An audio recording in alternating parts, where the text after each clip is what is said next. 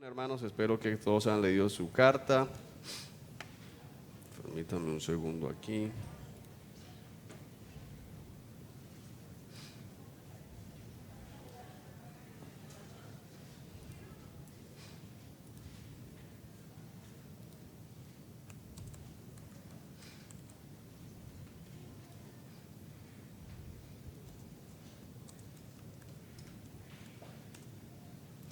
Ok.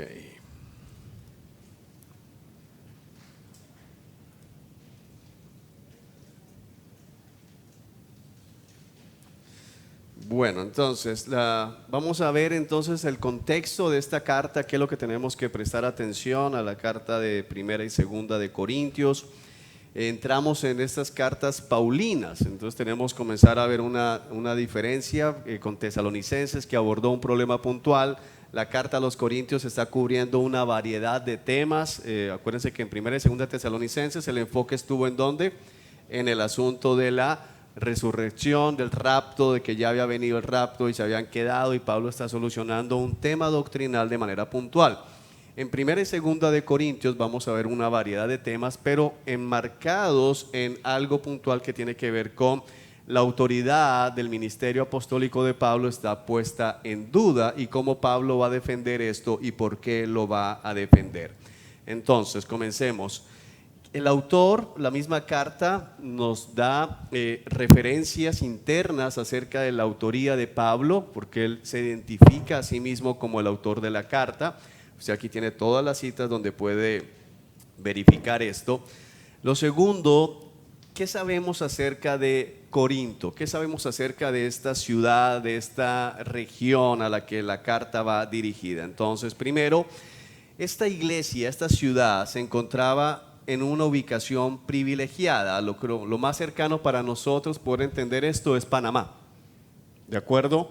Es un istmo que está conectando en pocos kilómetros, hablando de tierra, dos océanos. Entonces, al estar ubicado allí, en esta península como tal, en este istmo, Corinto era una ciudad muy próspera económicamente hablando, porque el recorrido que tendría que hacer un barco, aquí está Corinto, en este punto, para llegar desde aquí, donde normalmente los barcos, los capitanes entraban sus barcos que eran llevados por tierra sobre palos o sobre algunas carretas con rueda, hasta este punto era aproximadamente de 400 kilómetros navegando, o sea que era mucho tiempo, era muy costoso, así que los capitanes usualmente que venían hacia acá e iban para Italia, iban para Roma, iban avanzando hacia allá, preferían parar aquí, pagaban para que les llevaran el barco. Entonces es lo mismo que tenemos en el canal de Panamá,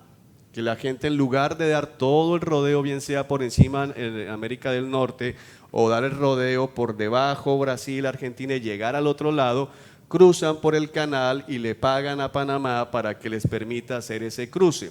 Esto hizo que esta ciudad, esta región, fuese muy próspera. Ahora, también era muy rica culturalmente hablando, porque hay barcos, hay mercantes, gente de muchos países, gente de muchas nacionalidades, gente de muchas lenguas, de muchas tribus, o como dice la escritura, lenguas y naciones. Entonces, el hecho de tener muchos viajeros y comerciantes hacía que tuviese también mucha población flotante, gente que estaba únicamente de paso mientras que sus barcos llegaban al otro lado. Estos factores de tener la posibilidad de impactar gente de muchos lugares, es decir, gente que podía escuchar el evangelio en Corinto y luego ¿qué hacer? Llevarlo a los lugares donde se estaban dirigiendo, o a sus lugares de origen. El hecho de que era una ciudad bastante grande, era la capital de la provincia de Acaya, la ciudad de Corinto, como que cumple las expectativas que usualmente vemos en el plan evangelístico del apóstol Pablo, que consistía en llegar a las ciudades importantes, principales, y luego esperar que la iglesia que él fundaba en esa ciudad enviara misioneros a las ciudades pequeñas. Si lo traemos como a nuestro contexto, es como plantar aquí en Barranquilla, esperando que de Barranquilla salgan para Puerto, para Galapa, salgan para Fundación, salgan para Ciénaga. Entonces él no se iba a estos lugares pequeños, sino se concentraba usualmente en las urbes, esperando que de allí el evangelio se extendiese a las regiones circundantes. Ahora, Corinto no era conocida única y exclusivamente por su comercio o por su ubicación privilegiada o por la gran cantidad de gente que llegaba o habitaba allí, sino que también era conocido por su vida inmoral. Es una de las cosas que caracterizaba a esta ciudad. De hecho, la vida en Corinto, la cultura en Corinto era tan inmoral que se llegó a acuñar el término en el Imperio Romano de vivir a lo corintio, y tomaron un verbo que se llamó corintiar. Y corintiar era como bacanales, o sea, llevar una vida de bacanales. Es decir, esto hablaba del aspecto muy de bajo nivel moral de la ciudad. ¿Por qué? Porque llegan los marineros, llega la gente, hay dinero y entonces lo que hay son prostitutas ofreciendo sus servicios. Adicionalmente, en Corinto se tenía el templo a la diosa Afrodita, diosa del amor en la mitología romana, y se tenía un templo que estaba en la parte alta de la ciudad como tal, que tenía 1000 prostitutas o 1000 sacerdotisas santas, decían ellos, pero eran realmente prostitutas. Entonces servían como sacerdotisas en el templo Afrodita en la mañana, y en la tarde descendían a la ciudad, porque el templo estaba en la parte alta, descendían a la ciudad para prestar sus servicios a los hombres que estaban llegando a Corinto. Entonces, este hecho de tener este templo a esta diosa del amor, que básicamente lo que promovía era la promiscuidad y la inmoralidad sexual, hacía de Corinto una ciudad llena de pecado. Entonces, no siempre se llega a acuñar el nombre de una ciudad o el origen de una ciudad como que realmente la gente de allá es siempre tendiendo a lo malo. Entonces, vivir a lo corintio era una manera de decir, está viviendo en la perdición. Entonces, si alguien quería decir, ¿y este cómo está? No, ese es corintio. O sea, sabían que ese era terrible. No te metas con aquella porque es de Corinto. Ah, no, no se meta con aquella. Entonces, es la manera en que en el Imperio Romano se referían acerca de esta ciudad. Ahora, teniendo en cuenta que era una ciudad tan dada a la inmoralidad, nos va a sorprender, usted leyó la carta, cuando el Señor le dice a Pablo, Pablo, no temas porque tengo mucha gente en esta ciudad. Y entonces nos permite entender expresiones como donde sobreabunda el pecado, o donde abunda el pecado, sobreabunda la gracia. Y nos debe ayudar porque usted y yo vivimos en Barranquilla, ministramos en esta ciudad, servimos en esta ciudad, y especialmente en esta época podemos pensar en Corinto y ver nuestra ciudad, o ver nuestra ciudad y pensar en Corinto, porque por doquier estamos viendo desorden. El fin de semana yo creo que ninguno de nosotros escapa a lo que está pasando, y uno se da cuenta, wow, la ciudad está volcada hacia el desenfreno. Este fin de semana fue la coronación o fue el bando gay, y cada vez van pasando más cosas que nos dicen la ciudad está en este momento entregada al desenfreno, está en desenfreno, y vienen los días de los 4 días del carnaval, que es todavía mucho más fuerte, y podemos pensar, aquí ya no hay esperanza. Pero lo que nos deja ver esta carta en su contexto es, vemos esta ciudad que está dada al pecado, que las autoridades quieren que todo el mundo se desenfrene, que lo que están haciendo es repartiendo preservativos para que no hayan embarazos y enfermedades de contagio sexual, y decir, wow, aquí lo que hay es oportunidad. ¿Sí me hago entender, hermanos? Porque eso es lo que está mostrándonos esta carta. La expresión del Señor diciendo, tengo mucha gente en esta ciudad, no debe ser ajena para nosotros en Barranquilla. En esta ciudad el Señor tiene gente, y tal vez todavía esa gente está en una comparsa, tal vez todavía esa gente está en el desfile gay, tal vez todavía esa gente está preparando su casa para el baile de la cuadra y para concursar por todo esto. De hecho, si somos sinceros, algunos de ustedes vienen de allá. Entonces no se olvide de eso, hermano. ¿Cuántos fueron el rey Momo del colegio y de la universidad y tantas cosas y participaron y decoraron, hicieron? Ahora nos asombra y nos rasgamos las vestiduras, pero allá estuvieron o estuvimos varios. Entonces, así como en ese momento no había esperanza para nosotros, en este momento podemos ver lo mismo de los otros. A nuestros ojos no hay nada que hacer, esta ciudad está perdida, pero a los ojos del Señor es lo que ves, todos estos son míos, Él ya sabe cuáles son, amén. Entonces lo que tenemos que comprender para poder sacarle provecho a esta carta, nos identificamos con Corinto en Barranquilla.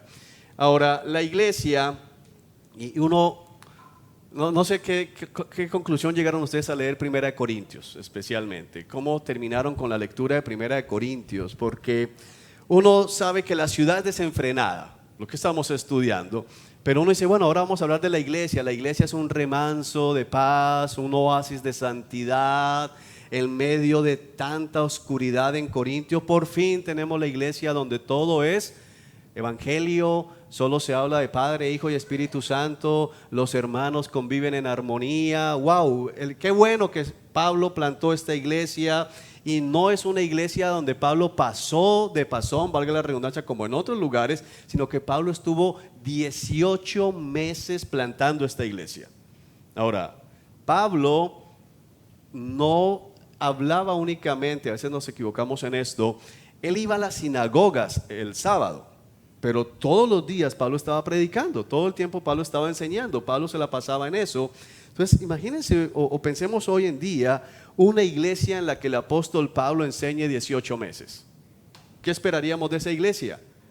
Wow, todos ahí, cada uno de esos miembros de esa iglesia son ¿qué? Mini Pablos, todos, o sea, es una cosa grandiosa. O sea, esa iglesia debe estar llena de aquí están sentados los Timoteos, aquí están los Titos, aquí están los Silas, aquí están los Bernabé, es una cosa maravillosa. Pero llegamos a la lectura de Corinto y es todo menos eso. O sea, cuando vemos la iglesia de Corinto decimos, ¿en verdad es una iglesia?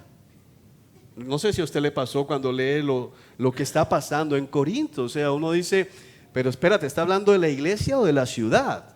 Porque tenemos a un hombre viviendo le quitó la esposa al papá, la madrastra, pero es la esposa del papá. Es una cosa que uno solo ve en las novelas, ¿no? Los que ven novelas, dijeron de sí, o sea, aquí hay varios, por acá hay una zona que ve novela. Es una manera de que uno se da cuenta que están haciendo. Ok, eso lo ve, es en las películas, se ve en las novelas, pero le quitó la esposa al papá y uno diría, bueno, Pablo, el apóstol Pablo, un hombre celoso por la santidad de Dios, enseñó bien esta iglesia, un hombre casto, puro. Seguramente que el hombre llegó con la madrastra, cogido de brazo, de gancho, se sentaron juntos, les presento a mi esposa, y de patitas para la calle, pero nos encontramos con que la iglesia estaba celebrando. Entonces es un caso entre varios que podrían tener. Tenemos una iglesia sentada en una ciudad rica, y hay ricos en la iglesia de Corinto. Y entonces, ¿qué nos imaginamos? A estos hombres ricos, a estas mujeres ricas, compartiendo generosamente como Hechos 3, como Hechos 4. Pero ¿qué nos encontramos? Que llegan a la iglesia el domingo, día que se reunía la iglesia primitiva, ¿y qué hacían? Venían a decir, mira cómo me ha prosperado el Señor, mírame comer.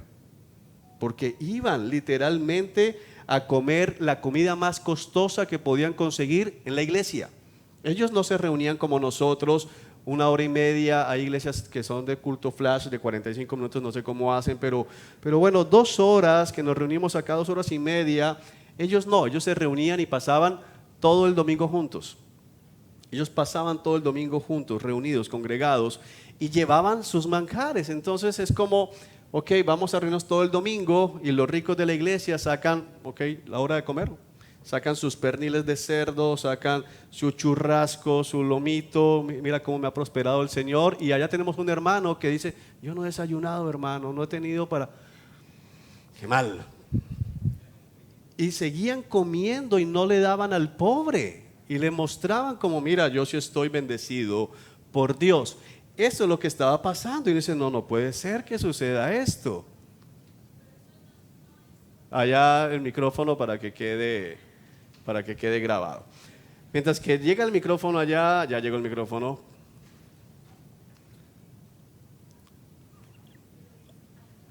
Todavía llegó el micrófono, pero no llegó el sonido. No estoy. Ya. Aló, ya estoy. Pero esto que tú estás diciendo no es igual que las iglesias de prosperidad de la actualidad. Sí, muy parecido. Es lo Mira cómo mismo. tengo, Claro. entonces Dios me ha bendecido más. Y no son o sea, no significa que porque tienen eso están con Dios. No, no significa. Exactamente. Así es. Bueno, pero en el caso de la iglesia de Corinto lo que tenemos que ver es lo asombroso, que quiero llegar al final. Tenemos una iglesia en la que Pablo ha predicado y ahora ha predicado la unidad. Usted ha leído Efesios y lo estudiamos el día lunes pasado, ¿se acuerdan? En la clase de introducción. Una iglesia en la que Pablo seguramente enseñó acerca de guarden la unidad de la paz, en el amor de Cristo, un solo Señor, un solo bautismo, un solo Dios y Padre de todos, quien habita en medio de todos y está en todos nosotros.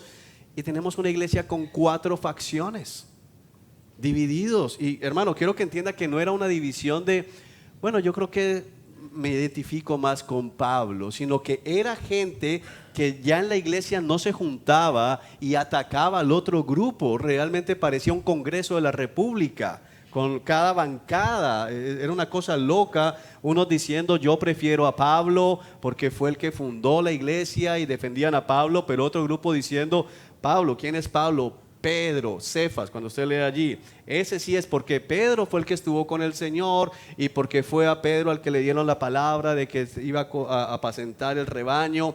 Y otros decían, Pedro negó al Señor. ¿No has escuchado la historia? No se había escrito todavía en los evangelios, para que entendamos. Pero no has escuchado, 3 veces lo negó. ¿Cuál Pedro? Aquí el firme es Apolos. ¿Y por qué Apolos? ¿No has escuchado una prédica de Apolos? No, tú no has escuchado nunca una prédica. Apolos habla, hermano, y eso uno queda embobado. Ese sí predica bien, Pablo no. Y Pedro nunca ha estado aquí predicando. Y llega el otro grupo, que es el de los espirituales. Y de pronto es con el que alguno aquí se puede identificar. El grupo de los espirituales que decían, el colmo. Ustedes siguiendo a Pablo, peleando en favor de Pedro, por otro por Apolos. Nosotros seguimos solamente a Cristo. Y wow, los espirituales. Esos eran los más peligrosos. Esos, los que decían seguir solo a Cristo, decían no nos sometemos a ninguna autoridad, no necesitamos de hombres. Yo sigo solo a Cristo. ¿Se ha escuchado a alguien así en el día de hoy? No necesito iglesia, no necesito a nadie, solo yo con Cristo y se acabó. Bueno, la iglesia estaba dividida. Y para poner como una cereza aquí en el pastel de la iglesia de Corinto, tenemos el caso de que dice, bueno, y aparte de todo, de que le hacen fieros con la comida a los pobres, se están emborrachando en la cena, en la iglesia. O sea, es una cosa tremenda. Bueno, no es el tema del día, pero la iglesia primitiva, en el momento de la cena, compartían vino fermentado, y terminaban borrachos. Ahora, yo creo que tú pienses qué sucede, qué pensarías si cruzas el domingo en la mañana en esta congregación y nos encuentras en el momento de la cena y hay 2 tambaleando. ¡Qué tremendo! Estaban ebrios en medio de la cena. ¿Qué dice Pablo? Es que no tienen casa donde emborracharse. No está diciendo Pablo, emborráchate en la casa, ¿no? No está justificando. El problema es dónde me emborracho. La iglesia está mal, la taberna está mal, pero la casa, dale rienda suelta. No, lo que está diciendo es, ¿qué les está pasando? Gente borracha al medio del culto. Y viene después a decirnos algo que nos asombra, porque uno hasta este punto dice, pero esto no puede ser una iglesia. Y dice que están llenos de dones espirituales. O sea, de todas las iglesias de las que se habla en el Nuevo Testamento, la iglesia en la que sobresalen, porque casi todos tienen dones, es la iglesia de Corinto. Y Pablo es claro en algo, quiero que entiendas esto. Pablo no dice, ustedes creen tener dones. No, dice, ustedes están llenos de dones, tienen dones. ¿Y se los ha dado quién? El Espíritu Santo. Espérate, el Espíritu Santo le está dando dones a esos borrachines, glotones, envidiosos, divisores, egoístas, quitamamás. O sea, esto es una cosa loca. Pero el punto es precisamente este. No hay un solo momento en que Pablo no diga, amados hermanos. No hay un solo momento en que Pablo los acuse de que no son salvos. Y nos ayuda a entender, hermanos, que hay un proceso. Ahora, si tú te quedas con Primera de Corinto, dices, entonces, ¿por qué hablan tanto de la santidad? Si molestan, yo estoy en una iglesia tipo Corintio. Me gusta esa iglesia, pero es que no se quedó con la primera carta, viene una segunda. ¿Y qué vemos en la segunda? Hay arrepentimiento, hay cambio. Entonces, ¿qué vemos allí? Hay un proceso de santificación. Los creyentes todavía luchamos con el pecado. El hecho de que haya un pecado en la vida de alguien, y a veces pecados que son un poco más evidentes. Aquí no sé qué pasó. Algo sucedió aquí. Ya. El hecho de que haya pecado en la vida de alguien, nosotros somos muy rápidos para descalificar a todo el mundo, ¿no? Entonces vemos que algún hermano chismoso, seguramente no ha nacido de nuevo. Mira que este hermano hizo aquello, está condenado, eso no es cristiano. Y a todos los mandamos para el infierno. O sea, si uno se pone a mirar y mira así, uno piensa que el único que va para el cielo de la iglesia es uno. Porque todos son muy malos y todos, mira, chismoso, embustero, egoísta, bueno, lo que sea. Pero esta gente nos deja ver que están en proceso de santificación. Pero no se quedan simplemente en pecado, sino que hay corrección. Pablo corrige y la iglesia va a responder a esta corrección. Acá. Gracias, pastor. Buenas noches a todos. Usted menciona la primera y la segunda carta. No sé si en algún momento del estudio mencionará las cartas severas. Sí. Okay. Vamos a hablar de eso. Ok, que dónde está la corrección. Gracias. Ok. Bueno, entonces nos permite ver esta carta a la iglesia en Corinto, que realmente estamos en ese proceso, que todavía luchamos con el pecado y que tenemos que ser cuidadosos en estar queriendo condenar a todo el mundo. Y hay una diferencia entre la gracia barata. La gracia barata tiene que ver con que hiciste la oración de fe, eres salvo, no te preocupes. Y con el otro lado, que es andar descalificando a todos. Yo tengo que esforzarme en buscar evidencias de salvación, en buscar evidencias de la obra santificadora, la obra salvífica de Dios en la vida de cada persona. Mira, he atendido en estos días consejerías y me he encontrado con casos de personas que dicen, mira, Juan, yo creo que yo no soy salvo porque no estoy orando. Y no me han dado ganas de orar y no he tenido ese deseo y me siento que hipocresía si voy a orar. Y estos días estoy con la agenda muy apretada, ahorita les voy a explicar por qué, pero la fácil sería, bueno, ¿no has orado? No, ¿hace cuánto? No, llevo varias semanas sin orar y siento que para qué oro si soy hipócrita. Sí, la verdad estás perdido, no has nacido de nuevo, te voy a mandar con el pastor Haider, que es el que está trabajando con los inconversos. Entonces ve para allá. Esa es la fácil. Y esa es la que muchas veces terminamos haciendo, pero mi función también es, ¿hay alguna evidencia de salvación en tu vida? ¿O vamos a juzgar solo por lo que ha pasado en las últimas 3 semanas? Porque ¿cómo juzgan o qué pasa si nos juzgan por la semana donde hemos estado batallando? Por el mes en que hemos estado, porque todos tenemos historia, hermano. Todos tenemos historia en el cristianismo, todos tenemos no solamente la historia del pasado, sino la historia que hemos hecho después de. ¿O quién de ustedes dice, yo sí no, que pasen al frente y cuenten todo lo que he hecho desde que Cristo me salvó? Todas las temporadas son de éxito. No todas las temporadas son de éxito. Hay años que uno dice, Señor, qué embarrada todo lo que hice, la manera en que hice esto, la manera en cómo actué eso, pero hay evidencias de salvación. Ahora, no es decir, un día oré, entonces eres salva. No, eso es barato y es también salir del paso, pero ¿hay alguna evidencia de salvación? Porque Pablo, ¿qué estuvo buscando acá? Evidencias de salvación en estos hermanos. ¿Y cómo las encuentra? Cuando en la segunda carta dice, me dolió escribirles las cosas que pasaron, todo lo que se ha hecho en esta iglesia. Hay otros argumentos que miraremos a lo que se refería el hermano ahorita, pero el punto es que Dios conservó estas dos, no las otras. Y en seguir el patrón de estas dos nos deja ver que Pablo dice, y luego de que les he reprendido, he podido ver ¿qué? Arrepentimiento, qué deseo por agradar a Dios, qué tristeza por el pecado, qué deseo por la santidad, qué búsqueda de estar en unidad. entonces cuando hay arrepentimiento podemos ver que hay salvación. Y hay hermanos que pueden llegar a caer bien bajo. Y si no, ¿usted en qué clases que está hoy? ¿Qué clases que estamos? Alguno está dudando. Estamos en 1 Corintios y 2 Corintios, está bien, ¿verdad? Hermanos, usted está en esta clase. Pero ¿por qué le hago la pregunta? Porque usted vio a David. ¿O ya se le olvidó a David? Le quitó la mujer a uno de sus hombres de confianza, adulteró con ella, la embarazó, intentó achacarle el pelado al esposo de Betsabé, y como no funcionó, lo intentó emborrachar, y como no funcionó, lo mandó matar, y la desposó y quedó viendo con ella como si nada. David nos recuerda en ese momento que es salvo, no por el pecado que cometió, sino por los salmos que escribió después de eso.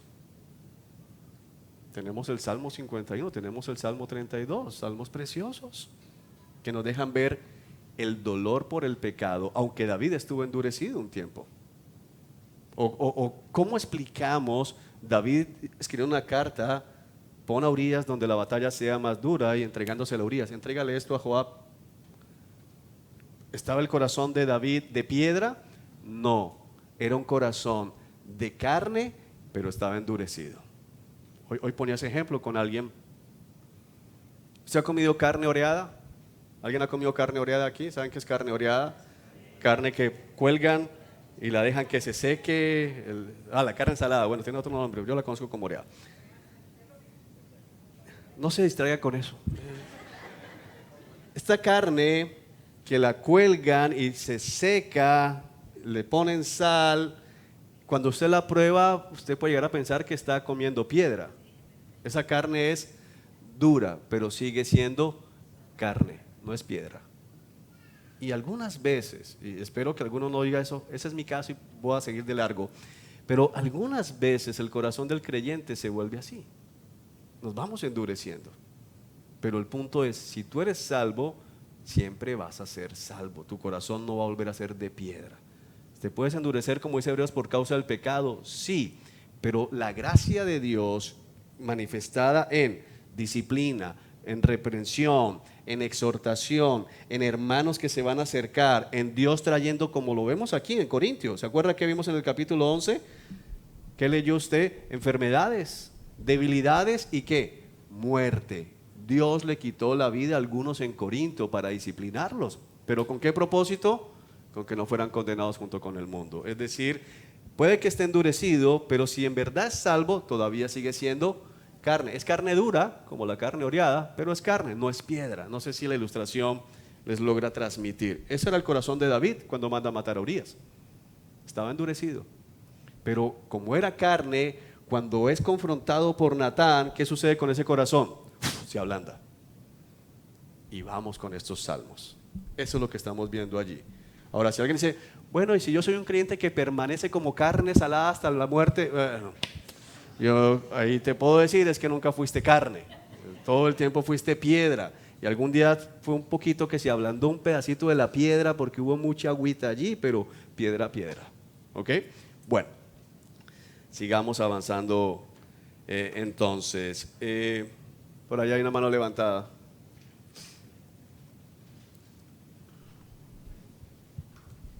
Buenas noches, pastor.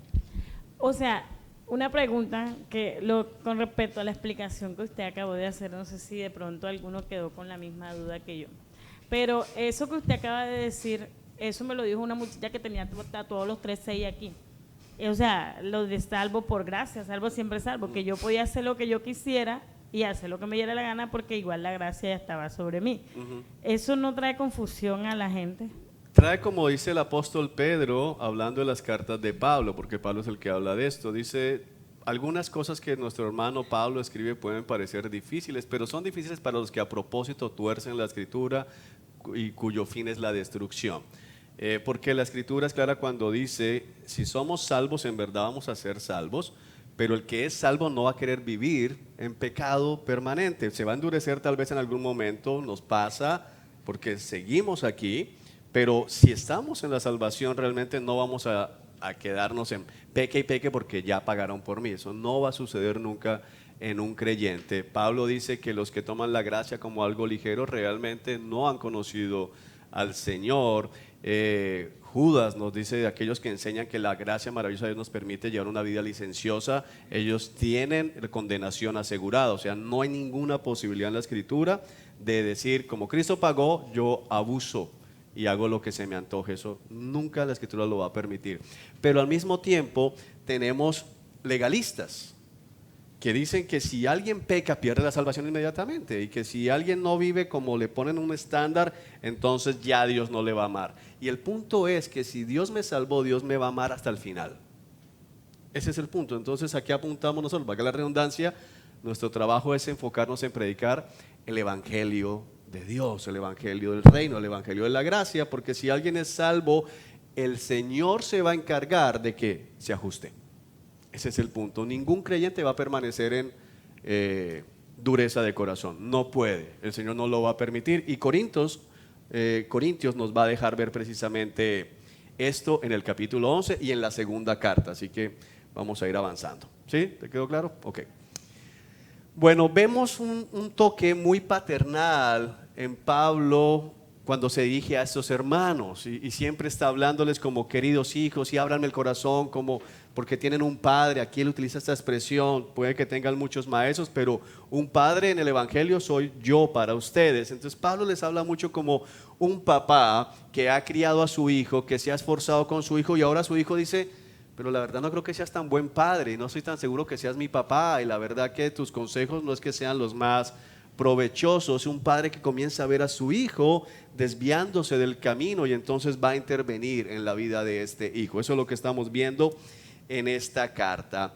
Ahora, de lo que tocaba el hermano ahorita, tenemos dos cartas en la Biblia, pero al parecer hubo 3 o 4.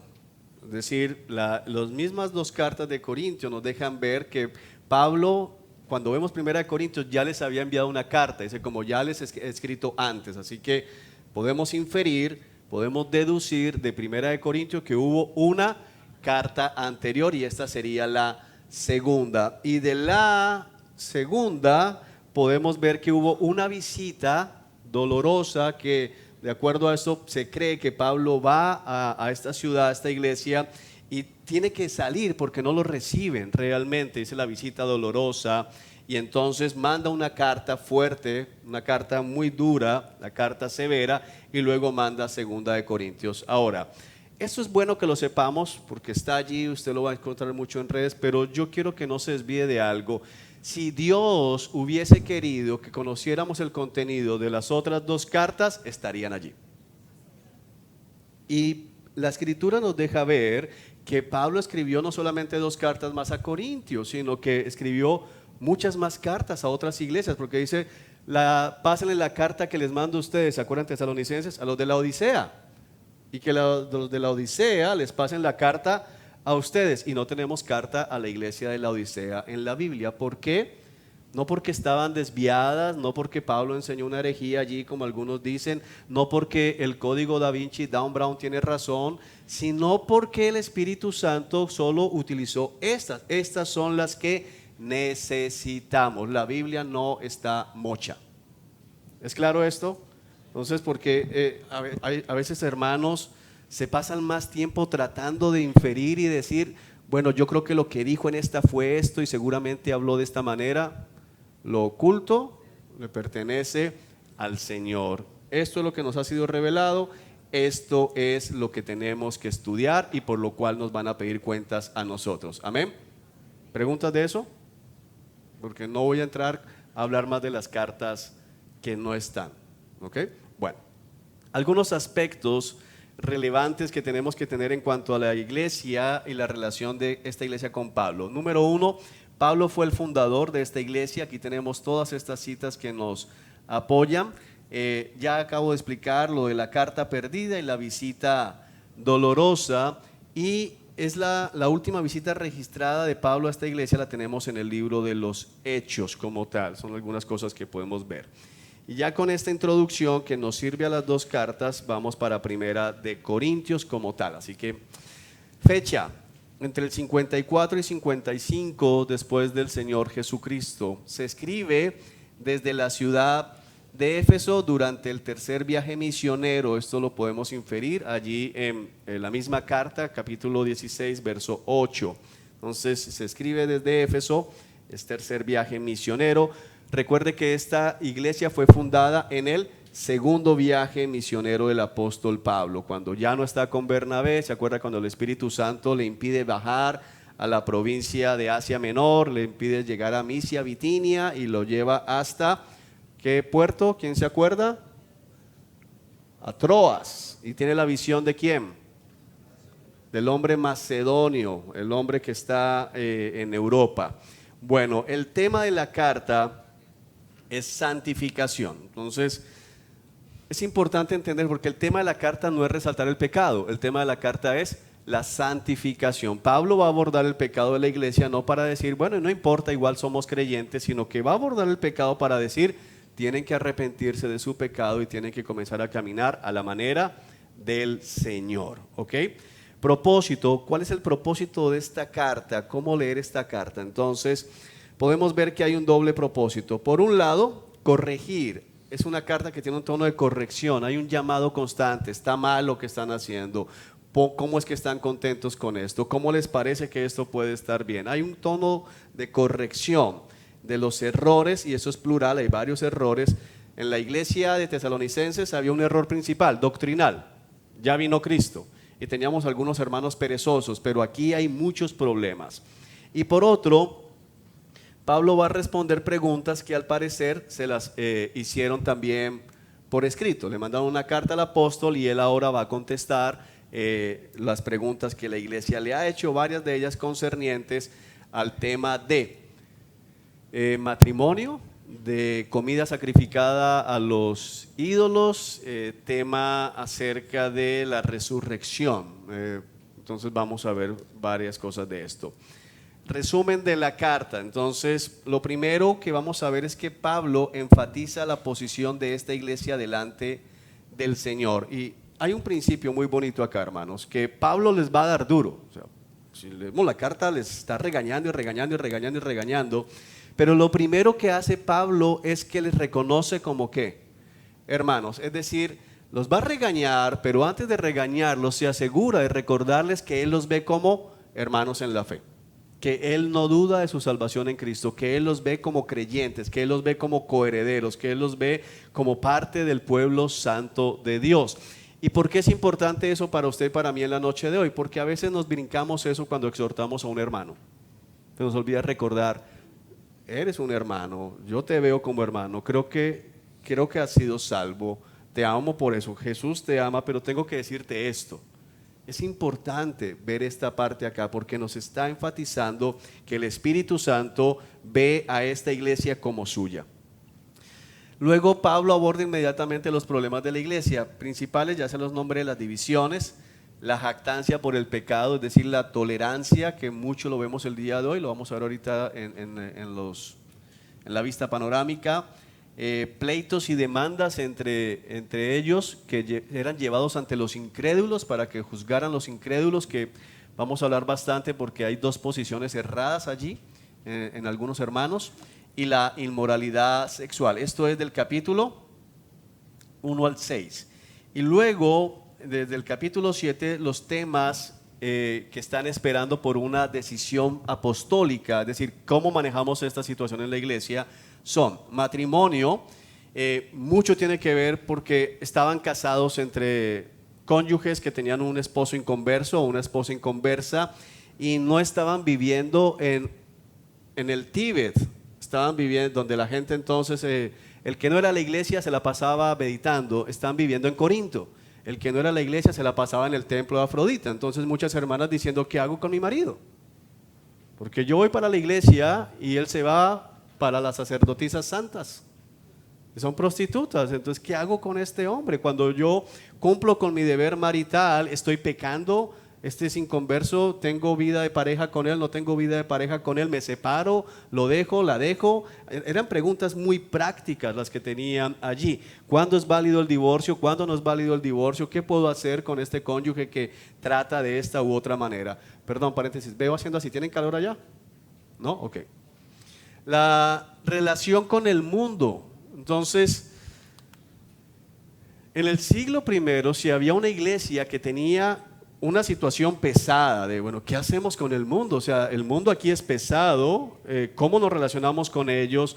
¿Qué pasa si mi vecino me invita a comer? ¿Qué pasa si mi jefe me invita a comer? Si mi papá, que todavía no es creyente, me invita a su casa y me sirve comida que viene del templo pagano, ¿cómo o no como? ¿Qué hago? Entonces eran preguntas muy prácticas que, por ejemplo, si en su iglesia han llegado nuevos creyentes esta semana, ¿voy o no voy a la batalla? Ya compré un palco, ¿llego o no llego? Yo soy el capitán allí ¿qué hago? Son preguntas muy puntuales. Bueno, yo no voy a ir a la vía 40, pero la abuela siempre hace sancocho de carnaval. Entonces, si no va uno, la abuela, mejor dicho, lo deshereda, no le vuelve a hablar. ¿Qué hacemos? Y eso ha sido la tradición de la familia por generaciones. ¿Cómo no llego? ¿Llego o no llego? Entonces, va a tratar ese tema y ahorita miraremos. La cena del Señor, que lo están usando para emborracharse. Entonces, ¿cómo compartir dignamente la cena del Señor? La maravillosa gracia de la cena del Señor, pero al mismo tiempo la temible responsabilidad de participar en la cena del Señor, que es importante. A veces le dan la cena a cualquiera sin importar, no sé, esas advertencias. Los dones espirituales, entonces, ¿cómo son? ¿De dónde vienen? ¿Para qué son? ¿Cómo se usan? La resurrección, y hay unas instrucciones finales en los capítulos 7 en adelante. Entonces, el bosquejo, muy fácilmente, correcciones y preguntas. Entonces, es la manera en que vemos la carta. ¿Cómo está estructurada? Primero corrección y luego respuestas a preguntas puntuales que le han formulado a Pablo. Y lo tenemos, como saben, del 1 al 6 y del 7 al 16. Bueno, entonces empezamos ya nuestra vista panorámica. Vamos al capítulo 1, versículo 2. Miremos cómo Pablo saluda. Va dirigida a la iglesia de Dios en Corinto. ¿Cómo le dice la iglesia de quién? De Dios. A ustedes que han sido llamados por Dios para ser su pueblo santo. Entonces, mira lo que Pablo está haciendo aquí, hermano. Porque este es el marco con el cual tenemos que leer la carta. Son los lentes para no confundir y tomar decisiones equivocadas. Esta carta va dirigida a la iglesia de Dios en Corinto. Entonces alguien podría decir, Pablo está pasándose por encima a los que están en división, porque dice, le escribí a la iglesia de Dios, no a ustedes, divisores. Pablo no está pasándose por encima a los que se emborrachan, ni a los que están en desorden, ni a todos en la iglesia, sino lo aclara a la iglesia de Dios en Corinto. ¿A quiénes? A ustedes, a los que están escuchando la lectura de la carta, que han sido llamados por Dios para ser su pueblo santo. Entonces Pablo de entrada está diciendo dos cosas. Número uno, ellos son llamados por Dios, son la iglesia de Dios. Pero ¿qué les dice inmediatamente? Dios los llamó ¿para qué? Para ser su pueblo santo. Es decir, no pueden estar viviendo como están viviendo, porque Dios los llamó para vivir de una manera distinta. Él, ¿quién es Él? Dios. Entonces, para que aprendamos a conectar, siempre estemos pensando, Él los hizo santos.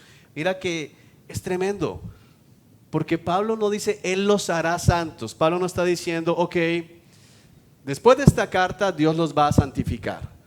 Está diciendo algo tremendo. Pablo está diciendo que estos hombres, estas mujeres que están viviendo como lo vemos en la carta, ya son santos delante de Dios. ¿Por qué? Porque nuestra posición de justicia y rectitud delante de Dios no tiene que ver con nuestras obras, sino con la obra de la cruz. Entonces, Pablo está ratificando aquí la doctrina de la justificación por la fe. ¿Cuál es la posición de cada persona en la iglesia? Es santa. No que va a ser santa, sino que Dios ya lo ha hecho santo, lo ha apartado para sí mismo, como por medio de Cristo Jesús, tal como lo hizo, mira esto, con todos los que en todas partes invocan el nombre de nuestro Señor Jesucristo, Señor de ellos y de nosotros. Y entonces venimos de Tesalonicenses, donde vemos una iglesia piadosa, una iglesia perseguida. Los corintios no estaban siendo perseguidos. No tenían ese nivel de persecución de los tesalonicenses. Y Pablo está diciendo, ustedes son tan santos como ¿quiénes? Como los de Tesalónica. Y uno dice, no, pero no es verdad. Los de allá, ¿qué nos dicen? Misioneros. No hay evidencia en ese momento de Pablo diciendo, y bueno, sabemos que han enviado misioneros y que ahora tenemos más. No, esta gente está ahí, engordándose y emborrachándose y peleándose entre ellos. O sea, no se dan cuenta de todo lo que está pasando alrededor. Pero Pablo dice que delante de Dios, por medio de Cristo, esta iglesia es que igual, como todos los que en todas partes invocan el nombre de nuestro Señor Jesucristo, Señor ¿de quién? De esas iglesias y Señor de Corinto también. Y de hecho, noten que Pablo aquí se identifica con ellos al usar ¿qué expresión? ¿Qué palabra dice? Nosotros. Pablo está poniéndose como soy igual que ustedes, y es importante notar esto. Bueno, seguimos avanzando. Versículo 4, esto es asombroso. Pablo muestra gratitud a Dios por la iglesia de Corinto. Entonces uno puede entender la gratitud de Pablo por la iglesia de Tesalónica. Uno puede pensar en Filipenses y dice, bueno, Pablo da gracias a Dios por los filipenses.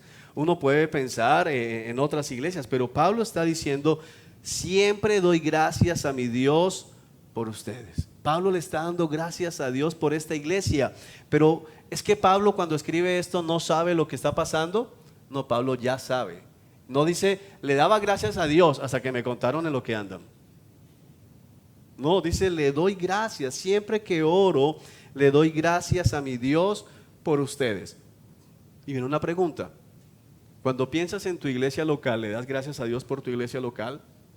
Cuando piensas en tus hermanos en la fe y aquellos que no parecen santos, ¿le das gracias a Dios por esos hermanos? O dices, Señor, pero porque hay tanta iglesia, ¿por qué no te lo llevas? ¿Verdad? Como hablábamos el lunes pasado, aquí al frente hay otra. Señor, que un día Él venga para acá y lo jalen y lo metan allá y leen una palabra y quede ahí. Bueno, pero Él dice, doy gracias a mi Dios por ustedes, y nos enseña que el valor de las personas en la iglesia no tiene que ver con lo que ellos hacen, sino con lo que Cristo hizo por ellos. ¿Por qué damos gracias? Porque han sido comprados con la misma sangre con que nosotros hemos sido comprados. Amén. Bueno, sigamos. Capítulo 1, versículo 10 al 13, Pablo comienza a abordar inmediatamente los problemas. Y entonces identificamos aquí el pecado de la división, un pecado bastante serio para el Señor. Leamos, amados hermanos. Pero mira cómo comienza Pablo, ¿qué les dice? Amados hermanos, les ruego por la autoridad de nuestro Señor Jesucristo que vivan en armonía los unos con los otros, que no haya divisiones en la iglesia, por el contrario, sean todos de un mismo parecer, unidos en pensamiento y propósito. Pues algunos de la casa de Cloé me contaron de las peleas entre ustedes, mis amados hermanos. Algunos de ustedes dicen, yo soy seguidor de Pablo. Otros dicen, yo sigo a Apolos, o yo sigo a Pedro, o yo sigo únicamente a Cristo. Y hace una pregunta Pablo, ¿acaso Cristo está dividido en facciones? ¿Fui yo, Pablo, crucificado por ustedes? ¿Fue alguno de ustedes bautizado en el nombre de Pablo? Por supuesto que no. Entonces el punto de Pablo comenzar a abordar es la división. Es un pecado serio delante de Dios y podemos verlo lejano, pero nosotros en la iglesia siempre tendemos a esos pecados. Entonces, las denominaciones que pueden ser una buena iniciativa en su momento, la iglesia muchas veces está dividida por yo soy bautista de estos, yo soy pentecostal, no unido, porque eso es otra cosa, ¿no? O yo soy carismático, o yo soy luterano, yo soy metodista. O si lo llevamos a hoy se habla mucho en medio de círculos reformados, entonces yo soy de MacArthur, yo soy de Sugel, yo soy del otro, y todo el mundo peleando, y todo el mundo diciendo cuál pastor es mejor. O sea, es una locura. No podemos estar pensando de esa manera en medio de la iglesia. Ahora, los que están en congregaciones grandes tal vez lo están viendo, gente peleando por cuál líder es el mejor líder. No, yo soy discípulo del pastor de estos, ellos son pastores, pero no tan pastores. ¿Qué es eso? Eso solo muestra inmadurez. Eso solo muestra carnalidad, porque no entendemos que al final todos los dones, ¿quién los da? El Señor, amén. Así que lo primero que Pablo aborda es la división. Ahora, quiero que pienses algo. Hay un hombre que está viviendo con su madrastra. Hay gente borracha el día de la cena. Hay gente quedando con hambre mientras que los otros les restriegan en la cara el dinero que tienen. Hay desorden en los dones. Se están demandando unos a otros ante los tribunales de justicia paganos. Pero el primer asunto que Pablo aborda es ¿cuál? La división. ¿Qué nos deja ver eso? Nos está dejando ver que hay algo que a Cristo le apasiona y es la unidad de su iglesia. Para el Señor es importante esto. Y hermano, ¿por qué le digo esto? Le hago énfasis porque es muy fácil dividir una iglesia. Comienza con el chisme, comienza a murmurar, comienza a decir, si te has dado cuenta, te diste cuenta cómo aquel habla, te diste cuenta cómo piensa el otro, te diste cuenta que ese no ayuda, y comienzas a dividir la iglesia. Mucho cuidado con la murmuración, mucho cuidado con la manera en que habla, mucho cuidado con quién habla, porque para Dios es algo serio, amén. Lo vemos como inofensivo, pero no es inofensivo, es lo que tenemos que ver. Bueno, ya me están marcando break, pero entonces antes del break, ya ahí puedes hacer la pausa, Rogelio. ¿Ya?